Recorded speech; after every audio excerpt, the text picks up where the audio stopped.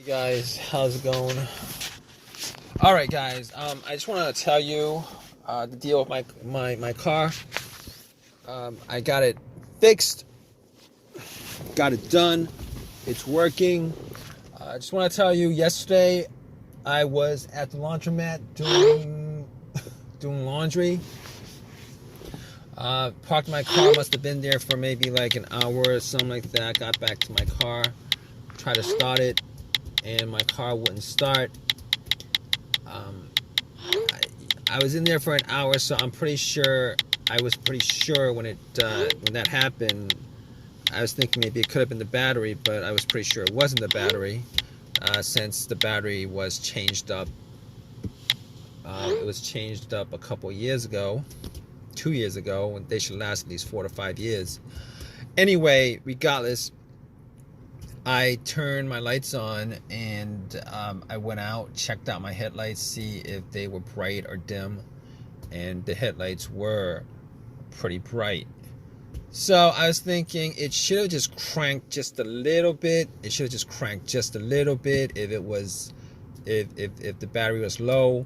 But since the headlights were that bright, I was thinking maybe it's not the battery. It's probably not the battery. But regardless, I had this issue happen a couple of times during the last 2 months, and every time that it happened, I was able to get the car started. It might have, last time I think I tried to start at least 7 times. Every time it click, click, click, and then on the 7th try, I was able to get it started. But here's the thing about it. I pretty much nudged the terminal on the battery a little bit when I got it to start. I think that was the reason why it started. I'm not 100% sure. But regardless, I put the hood up, went and inspected the battery. Now there was some corrosion on it, like a lot of white stuff, a lot of bluish white stuff on it.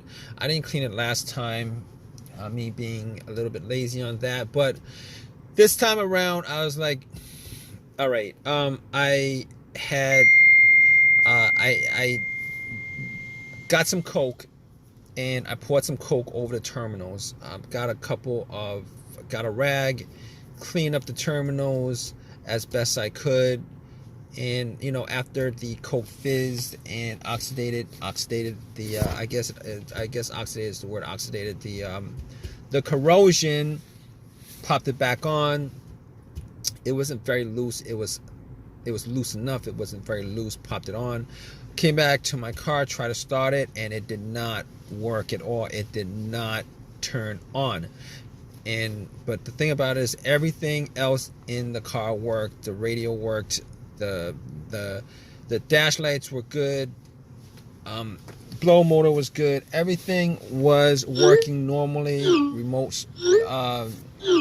remote for the doors, security, alarm, whatever. Everything else worked.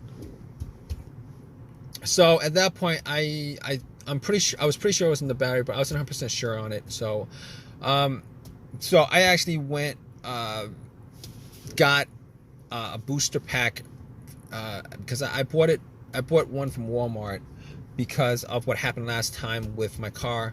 I put the booster pack on the terminals, and the booster pack was at 100% when I put it on, and this would have at least cranked it up a little bit.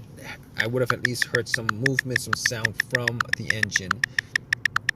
So basically, I put it on, tried to start it, and it didn't do anything. Had the same thing, heard a click, tried it again, heard a click. All right, so at that point, I knew that it wasn't the battery. I knew that it wasn't the alternator, because if it was the alternator, it would have started. It would start up, and then once I took the power pack off, it would have just died off.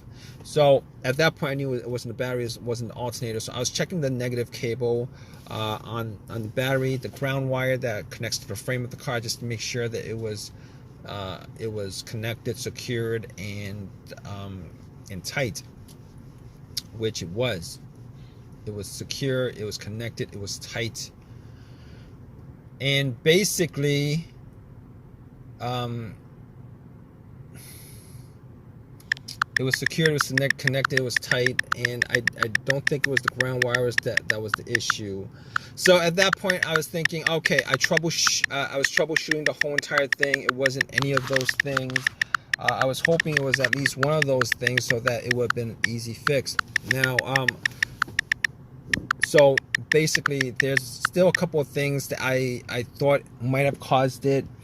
I did have an OBD2 scanner with me that I bought from Walmart because of, you know, the last couple of times that it happened.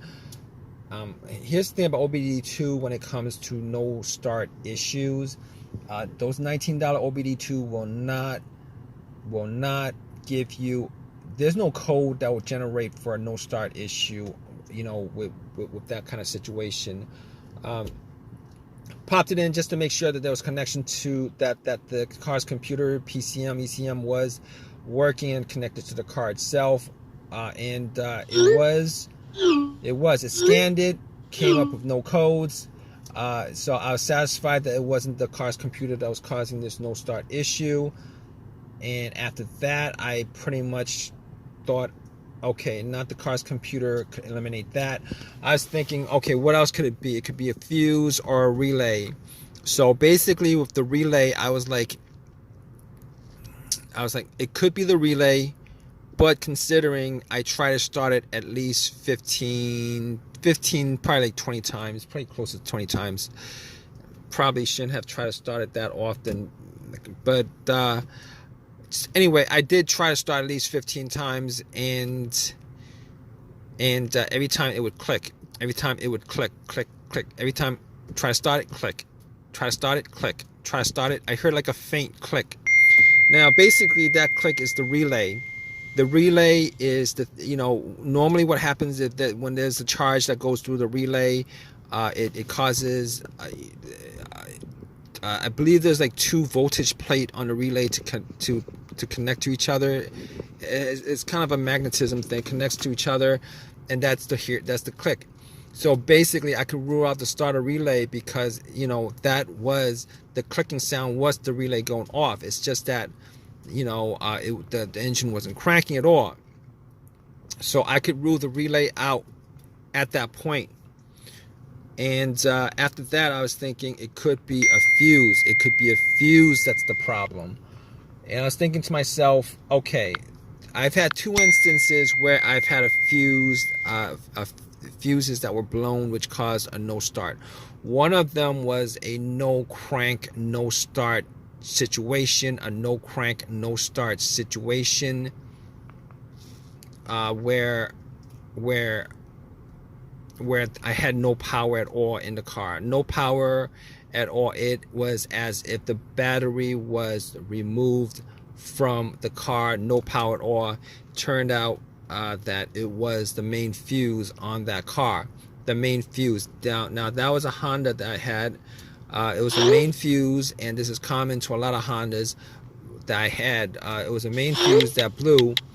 And the reason why I knew it was the main fuse is because I had 2 screwdrivers, and I crossed up the middle portions of the rod on the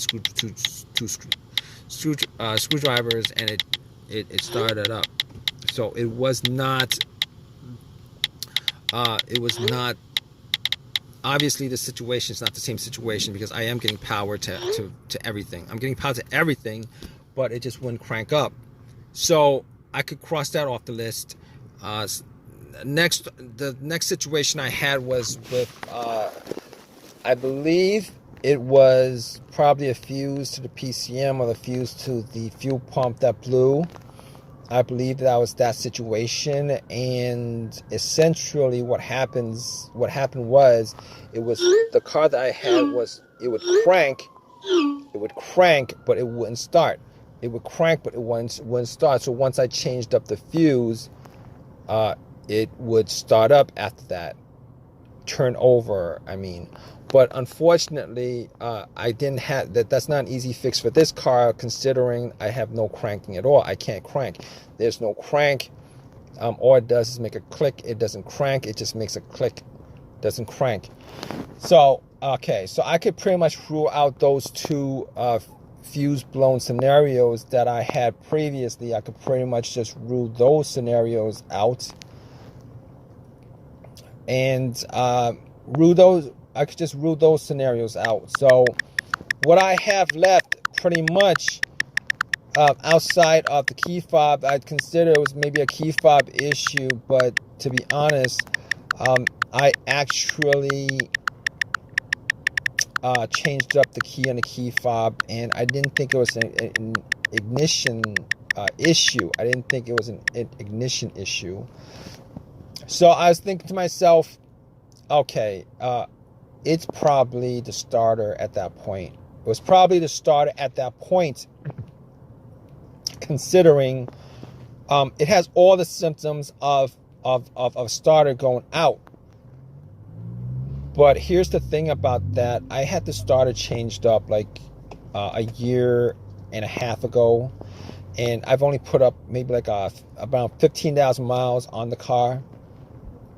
Probably around like 15,000 miles on the car. And basically, I was thinking to myself, what are the chances that it was the starter that's the problem? But regardless of that, there was no way I could test that out offhand. So I had to call AAA, have them tow the car, and tow the car home. Spent 2 hours waiting for AAA to tow my car home. And when I got back, I actually checked out everything, went through everything twice, 3 times, went through everything, checked out the fuse, all the fuses with a fuse tester. None of the fuses were blown. As far as the relay was concerned, I actually used a bump test with a pin to the 2 sockets on the relay. Took out the relay, pretty much used a pin, and then connected just to see if the starter would bump or crank or anything like that. And it didn't bump, it didn't crank, none of that stuff. So at that point, I was pretty sure that it was probably the relay. No, I was sure that it was probably the starter that was the problem. So basically what I did was I ended up taking everything apart. I ended up getting to the starter, and after I got to the starter, I actually connected a wire from the positive of the battery terminal straight to the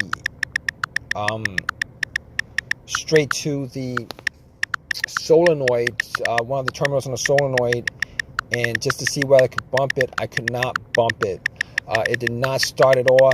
So at that point, I was like 100% sure it was a starter. So I took the starter out, went to AutoZone, had them test it, and the starter did not work at all.